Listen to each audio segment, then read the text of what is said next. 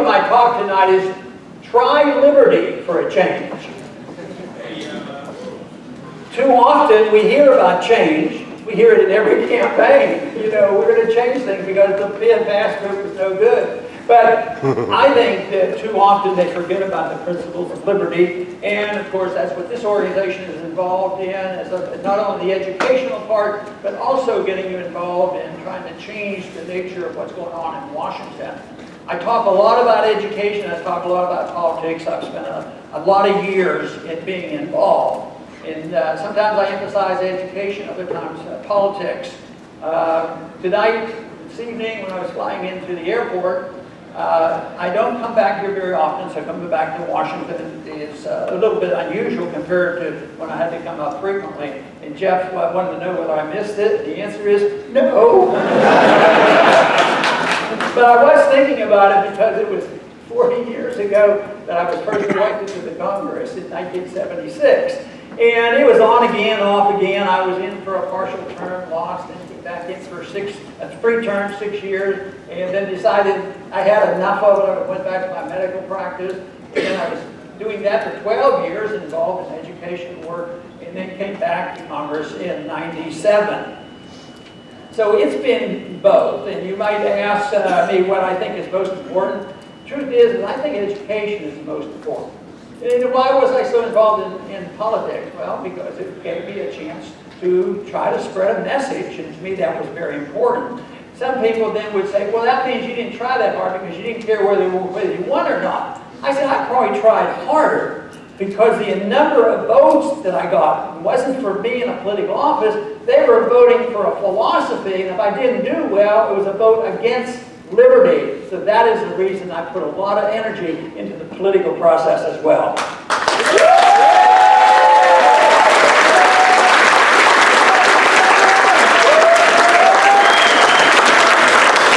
I have to admit and confess that I enjoy talking to groups of young people, groups like this, college campuses. I've done a lot of it. We did a lot of the campaigns.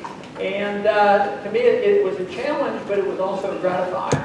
And I talk frequently about what you as a group, young people as a group, are looking toward. You know, how's the liberty movement going? Is it going well? Can you sit on your hands and forget about it? Obviously not. That's not the case.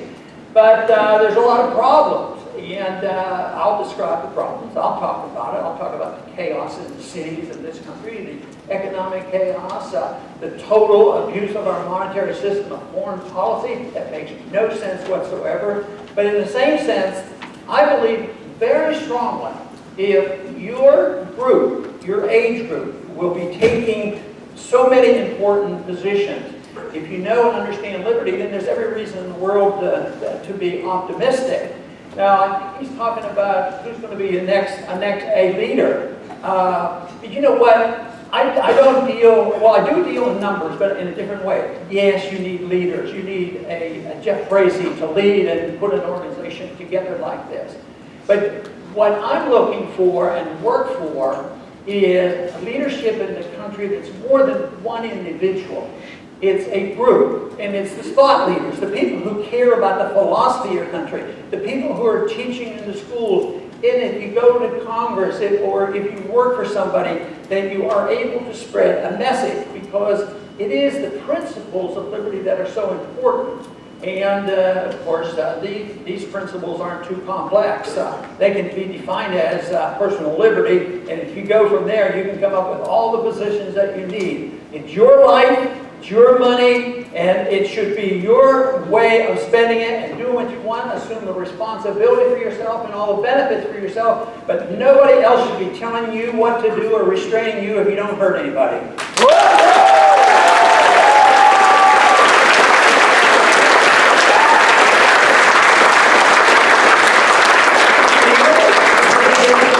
Some will do well and some will do badly. But you don't have to lie around worrying about people who aren't doing the right thing for themselves. But you do have to worry about it if they carry a chip on their shoulder, believe they are a victim, and get control of the strings of government and saying they're not doing well is not because of any fault of their own. They're not doing well because I'm a victim of the system and I demand you take care of me. yes, then you're involved. And government gets very much involved, and you have a mess that you're involved with now. And unfortunately, it's bipartisan. I've often said that, you know, when people say, what we need in Washington is more bipartisanship. Yeah. I would think we need a lot less, because both parties, this is what they endorse. They endorse the welfare system, the welfare spending, deficit financing, printing of money, debts don't matter, print the money if you need it, and be the policeman of the world and tell people how to run their personal lives. And basically, nothing changes, it always gets worse. So I would say it's time we get rid of that bipartisanship. We don't need a third party, we need at least a second party that will challenge that system.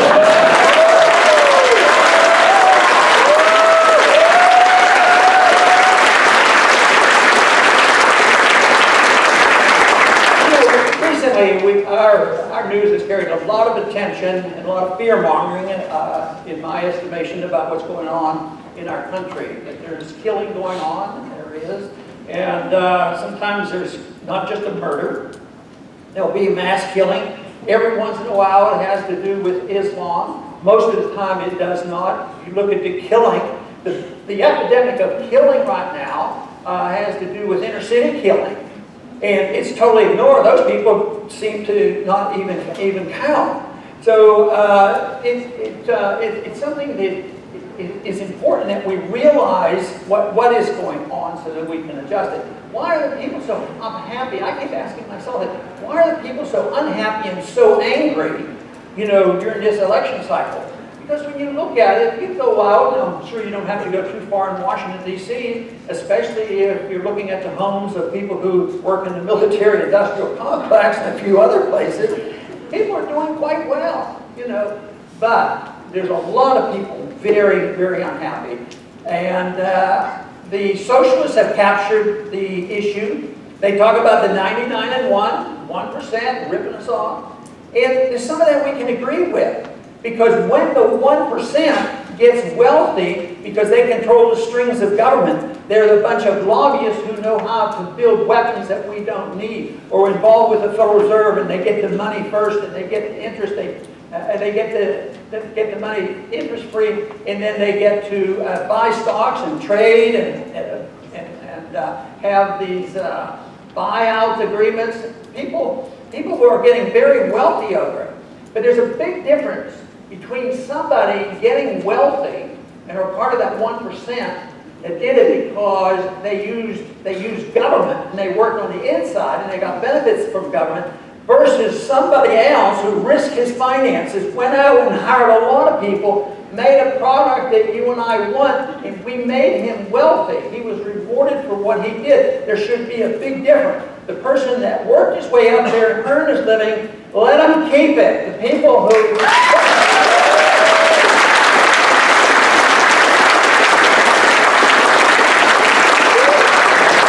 Instead of arguing with the socialists that condemn the 1% and say, well, we disagree with you, yeah, I agree with them on the ones that are ripping us off because they have bought into the government. A big difference. And politically, it would be a good position to hold because obviously it's the truth and that is the case. But you're inheriting a system that is technically bankrupt. They're insolvent. We're insolvent. Matter of fact, the first time I started seriously thinking about politics was back in 1971.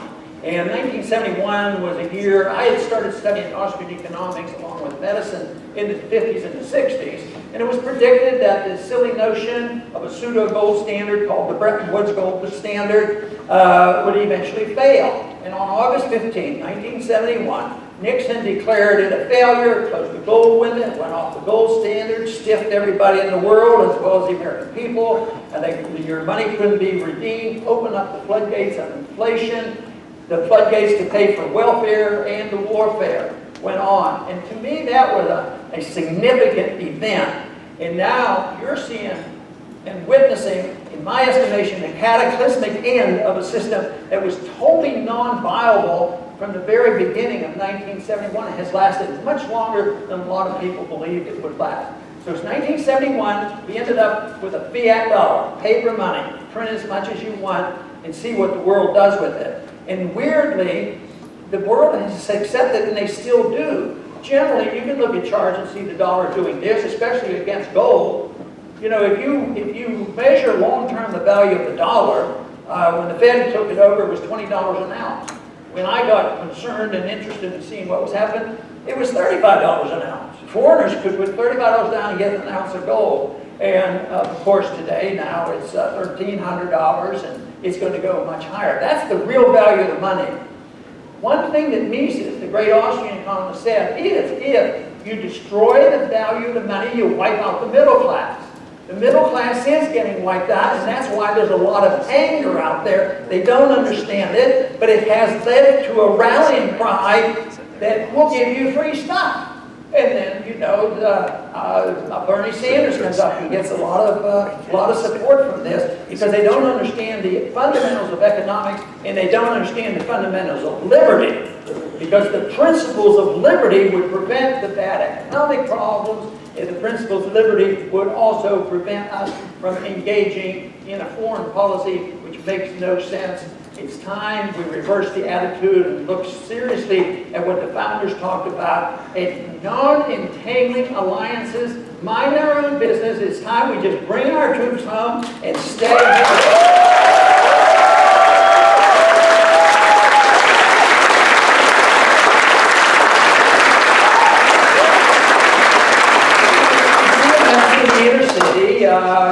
The more welfare that was passed out, the worse it got. There's a lot of poor people there, and there's a lot of violence. And then we have a police problem. Sometimes it's a problem because they're under attack by those people who are breaking the law, and at other times we have a militarization of the police right now.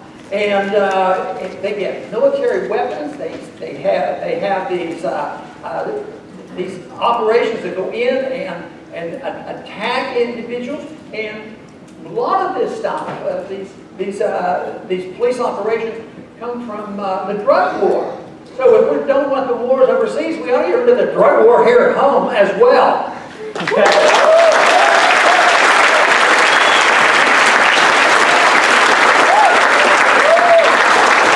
So what we need is the understanding that your life is your own. Your liberty is your own, and you get it in a natural way, in a God-given fashion. Therefore, the fruits of your labor should be your own. And the history shows that the freer society, the more emphasis on individual liberty, the wealthier a society. So, well, you know, that's what people want. People want to have wealth and prosperity, but it's not working right now. They think that forced redistribution is the best way to do it. And you'll hear the word, and you hear it from too many people, mainly from the left, is, you know, we have to be fair. You know, be fair. Well, why aren't they fair when they're distributing liberty and making sure everybody has liberty equally so?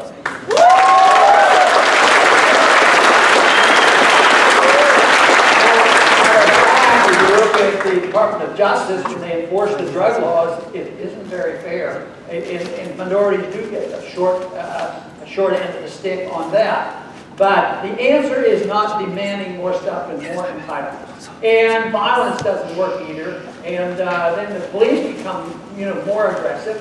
And although that's a small percentage, it has to be a small percentage. But when you see a policeman doing some of the things we see on television now, it should outrage us. I mean, they're supposed to be bringing peace, and there should be some restraint. No wonder those individuals in the city who are poor and have no idea what's going on, and they have been taught for decades after decades that they're entitled to something, they have a right to something, and they demand something.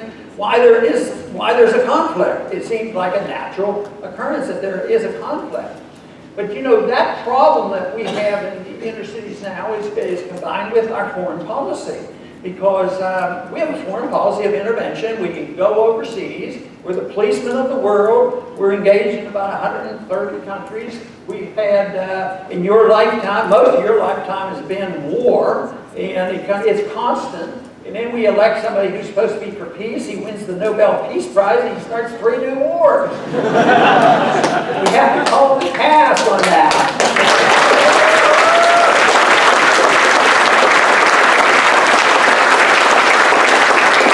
You know, if you'll say, well, They're coming to kill us. They're coming to kill us. We've got better watch out. They were here on 9/11. Yeah, you know, Bin Laden gave us 3 reasons why there was a lot of anger. Al-Qaeda was angry. One was the fact that we had a lot of military troops in Saudi Arabia, which Muslims consider a holy land, and it annoyed them. And the other thing was they thought we mistreated the Palestinians, and we had already been bombing, as you know, Muslims in Iraq for over 10 years, all through the 90s. You know, we've been bombing them and killing a lot of people. Once when Madeleine Albright was asked about, you know that it's estimated that 500,000 children died due to our policies against Iraq in the 90s. And she said, yeah, but that's the cost that you have to take. You know, that's what you have to pay. And can you imagine what that would be like in the Arab nations? Yes, they have problems, and there are some some Muslims that are radical, just like there are some radicals over here who are demanding things, and there are some radicals in this country that use religion as well. But I think the minority of people in any group is small that create the problem. But then there's organized groups, people who benefit from conflict, the people in the military-industrial complex, and people who want to rearrange the Middle East. One of the reasons we're in the Middle East, we went over there to rearrange the Middle East. And people like to see this conflict. So if you have one person, you know, commit a crime here, if you can say, well, it was a Muslim, then it's a justification for more violence. The other day there was a bombing in France, and in fact, it might have been the driving through and killing a lot of people, and it was done by a French citizen. And it turns out he probably was not connected to Al-Qaeda. But some of our so-called leaders in Canada, they said, aha, what I would do is I'd go to the Congress and declare war and start bombing the living daylights out of them. Well, he was a French citizen. In declaring war against whom? Against violence? You just can't do that. But it is used. They'll use these ideas. And there'll be another group. One group will say, well, this is justification for our expansion of the war in the Middle East. And the other ones will say, no, this means that there are too many guns. That is it. And every time there's one, I wonder what they're thinking these days, because if you notice in the last 2 weeks, not so much here, but some of the violence have been done with, you know, knives and axes. Well, I guess they're going to start abolishing axes and knives and all that. But they're not even close to the real message. The message is, of course, a society has to be built on goodwill, depending on what liberty is all about, people assuming responsibility for themselves, being able to have an incentive to work and keep what they earn, and the world would be a lot different. You know, in our early history, the colonies tried socialism. It was a total failure until Bradford and Plymouth changed the rules. All right, everybody has private property. The starvation and the dying quit. People started sharing and taking care of the unfortunate, and they soon had food to sell. And they were starving to death in the new country. Socialism was tried in our very early history and didn't work, and we're still working at it. And there's still people, you know, looking for power is what they want. The other thing you'll hear all the time, which is very tempting to accept, the purpose of government is to make you safe. I mean, have you ever thought about that? How are they going to make you safe in your house? Are there enough policemen around? No, you know what makes you safe in your house is the Second Amendment.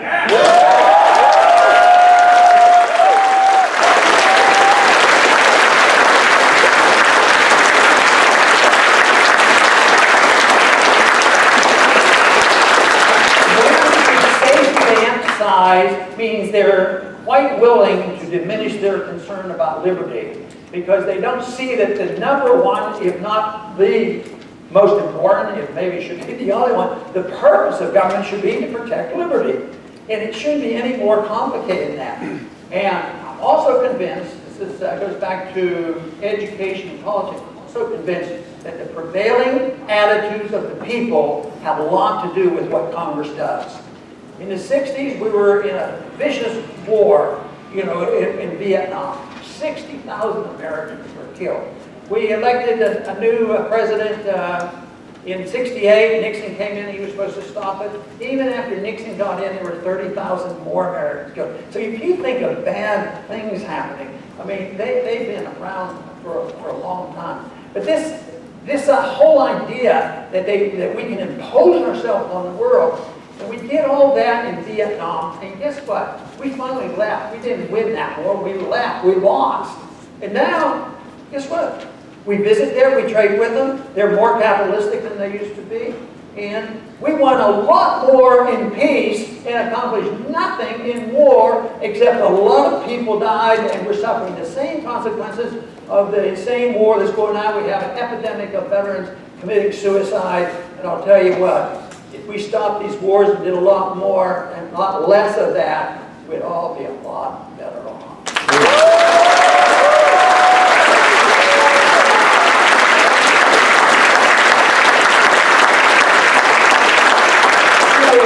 If you're a Republican or a Democrat, if you associate with them, you can ask him, what is the moral principle that your party is based on?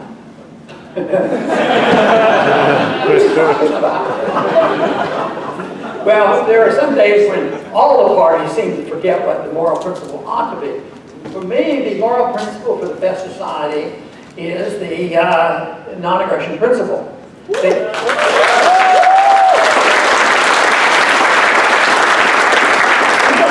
How wonderful the world would be if most people accepted the non-aggression principle, that nobody can initiate force against somebody else.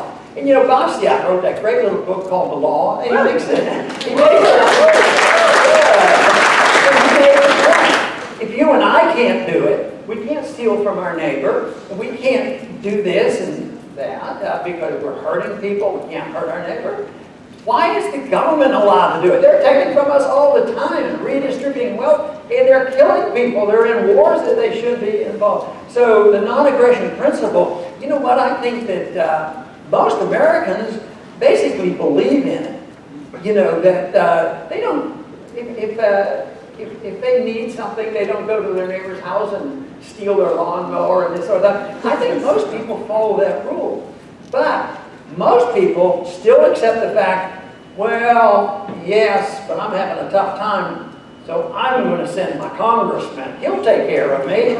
And you start a lobbying group, and you pass laws, and because you want everything to be fair, you want to take from the rich and give to the poor, and everything is going to be hunky-dory. Well, it doesn't work. History shows that the more of that you have, the more it's likely to end up like the Soviet system, like Venezuela and Zimbabwe, and that should be proof that socialism doesn't work, authoritarianism doesn't work, no matter what you call it. If it's authoritarianism, with the government telling us how to run our economy, how to spend our money, or how to live our lives, it's authoritarianism, no matter how often they smile and say, well, I'm not here to help you, Don't believe them.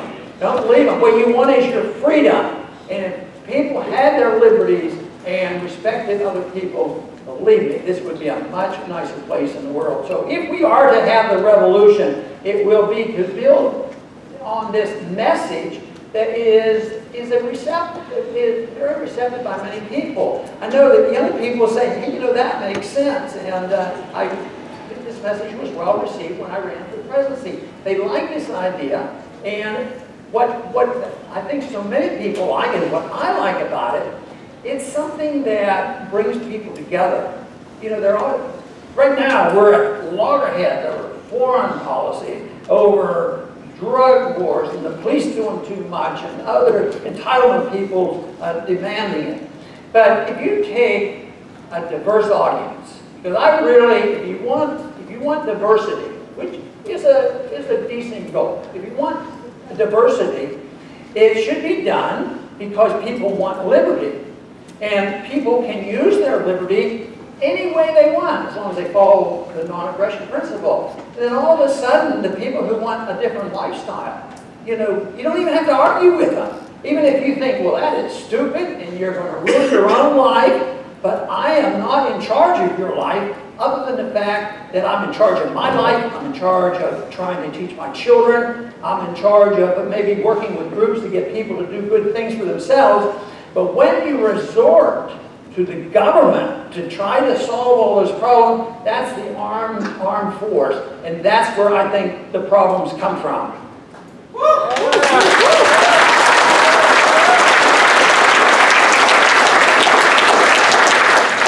What it does, it teaches tolerance of other people.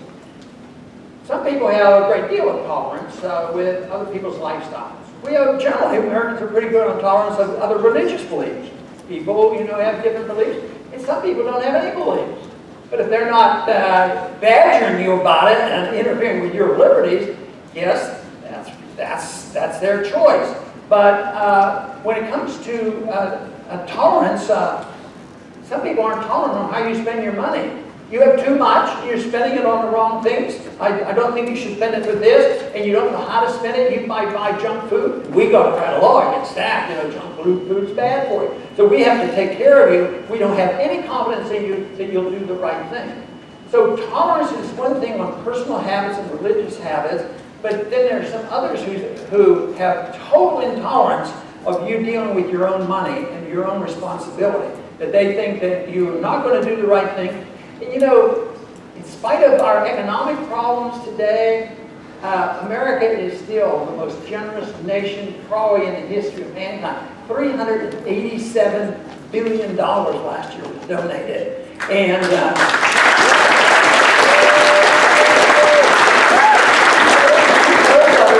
donated by individuals, not large corporations or foundations. But once government takes over for the redistribution of wealth, or trying to develop excellence or virtue, those are things that government can't do it, because in order for them to try, they have to violate the rules of excellence and virtue. They're not virtuous when they come in and say, well, if you don't do this, we're going to penalize you. There'll be penalties, financial, and all kinds of things. But last week I did an interview for my website. I have an internet program called Liberty Report. I recorded the program last week, and I think the program is going up tomorrow. Depends on my schedule as well. I was gone, but it's recorded. And I had heard a story about a gentleman in Missouri County. I live in Missouri County. It's sometimes called the cradle of Texas history. First battle was fought in that county. And the first capital of the Republic of Texas was in West Columbia. And there was a story about a plaque being placed in West Columbia honoring a black man who lived many years ago, had been a slave. And his great-grandson was still alive, 68 years old. And they presented this, and I missed going to the ceremony, because I really would have liked to see him and meet the gentleman. So I called him, and we got together, we did a little interview in front of the little placard that they put up. But why this story fascinated me so much was the individual was born a slave in 1824 when John Quincy Adams was president. And he lived 40 years as a slave. And then he and his owner moved to Texas at the time of the emancipation. When he came to Texas, he was emancipated, didn't know how to read and didn't know how to write. And the only thing he was given was his freedom. He was now a free man. So he decided to go to work. He found out that land was cheap, 25 cents an acre. He ended up working hard, saving here and there. He ended up being the biggest landowner in Texas at the time, 3,000 acres. He ended up owning sawmills and grist mills and farming and lumber mills, all of these things. Very, very wealthy. He lived to be 95 until 1920. And his grandson, he was telling me, he says he was the first person to have a radio, the first person to have electricity, the first person to have indoor plumbing, first person and he had several automobiles. So in 1920, and what was he given? Was he given something by the government? Did they have to go and take something? He never used aggression. And then, with his money, he built schools for the black children that couldn't go to school. And just think of the difference between that and the government assuming the rule. Today, he would be a victim, you know, and oh, you can't possibly do it anything else. But you know, one thing I qualified this a little bit because, you know, it might have been a little bit easier back then. Today, starting a business is pretty tough. You might have too many regulators. You'd have city regulators and county regulators, state regulators, income taxes and all this. He probably didn't have any of that. So getting his freedom and having a government that got him his freedom and a government that then, you know, provided that opportunity for him. I think that is, you know, a really fantastic story and something that we should think about, you know, in a very positive way. You know, the ideas of liberty have been around for a long time. They've been around. It's not like we have invented them or the United States didn't invent the Declaration of Independence. And I was looking back for the first early writings that might have recognized that individuals were important. It turns out that a couple 1,000 years before Christ, Hammurabi had a code, Hammurabi Code, and it was a code trying to protect the people. And then a couple hundred years later, there was the Ten Commandments, and it was don't kill, don't rob, don't steal, and don't murder. You know, and so there was always this concern. So there's always this battle going on. The government, reign in the king. How can you reign in the king? They tried it in 1215 with the Magna Carta. And it was always supposed to reign in the king. I was thinking about that the other day when the so-called king-to-be, maybe, the rules were different. And there was no indictment. So I think one of the biggest problems we have is in the judicial system. It is rotten to the core. And it's used by the benefit of the wealthy. If you have money, you look at the statistics of who suffers from, who gets his death penalty and who doesn't. It's just not a good system. And when you see the IRS being used to target libertarian and conservative groups, this should make everybody outraged by this. And yet, it happened and seems to go by, and it shows how much corruption there has been. The idea that liberty is alive and well, I think, is very, very important, and that we have a job to keep it that way. If we want to achieve this, it will involve a lot of efforts on your part. And once again, it isn't one person, it's the ideas. You know, Victor Hugo said, ideas have consequences, but an idea, if its time has come, it cannot be stopped by armies. So just a group like this, regardless of lack of opportunity, you don't get a good position on a national TV show. Today there are more opportunities than ever before because we have the internet. Even a person like myself, I get to have an internet program and I get 10 or 15 people to look at it every day. There's tremendous opportunities, and this to me is the big issue. And the numbers, Leonard Reed, who ran the Foundation for Economic Education for a long time, he says it really isn't a numbers game. It isn't like, oh, I can't do anything until I get 51% to agree and I'll go to Washington and we'll repeal the Federal Reserve Act. No, the Federal Reserve will kill itself because it's not viable. It sort of kills itself like socialism does.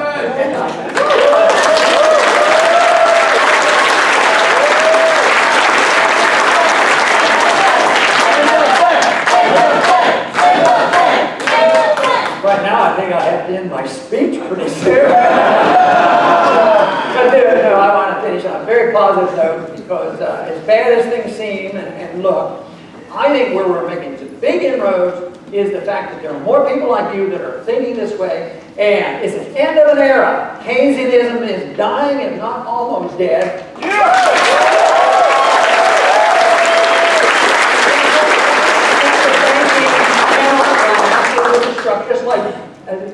communism ended, and Mises predicted it would because it has no pricing function. So this system is going to end, but you're the group that has to pick up the pieces. So the most important thing is, if only one thing, really understand and be willing to defend the non-aggression principle, it will make a much more prosperous and peaceful world. Thank you.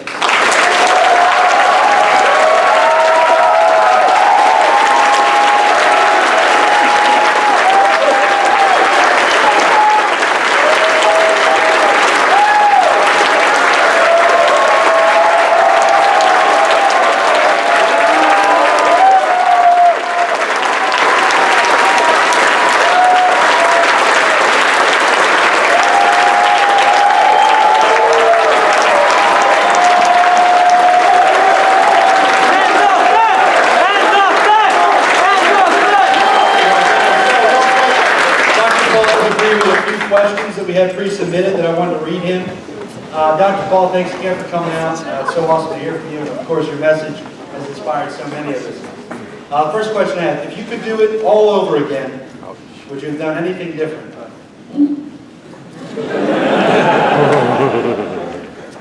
I can't think of anything, but I always think I can do things differently by having better understanding, working harder, and maybe I can do it better the next go around. But not to say that I wouldn't run for Congress or something like that. Sometimes I felt like I didn't have much choice. I wanted to participate. My goal at first was to understand freedom and free market economics and these principles. And then when I ran for Congress, it was, let me tell you, the odds were bad. It wasn't to win because Democrat had never been. There were only 3 Republicans in Texas at the time. So it was just to talk about the issue. My wife told me, she says, that's dangerous because you're going to get elected. But I guarantee you, I wouldn't be elected. But no, I would have done the same things, but it was back and forth. But it was mainly, there was one goal, and that was to deliver a message. And like I indicated before, that you can still be principled in politics without, and say, well, if I can only get more votes, then I'll be in an important place. There's no reason why any one of you that decide to run or find something to support, why you can't win on principles, making sure the principles are worthy of your support.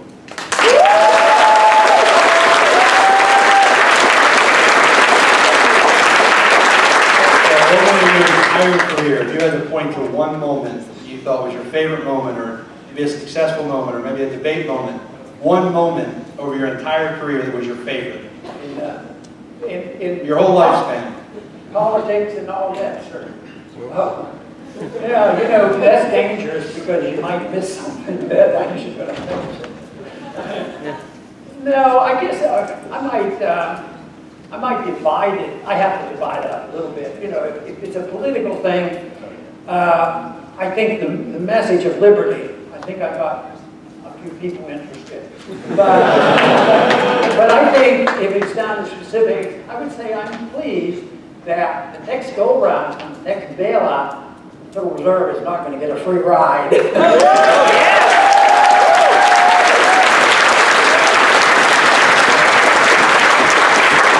Last question I have written here. What's your motivation to continue to be active after retirement with your online show? Well, what motivates me to do it now? Well, probably the first thing that motivated me to do it in the 1970s. It was always, I can remember it so clearly when I saw the failure coming of the monetary system that I wanted to speak out. And I still think that. But it isn't like, giving up all that time, make less money and all this sort of thing. But I do it not only because I think it's important, that I really enjoy it. Coming here, I have to confess, I do enjoy being with young people. You help me as much as I hope I help you. Thank you. All right, guys, one more round of applause for Tom.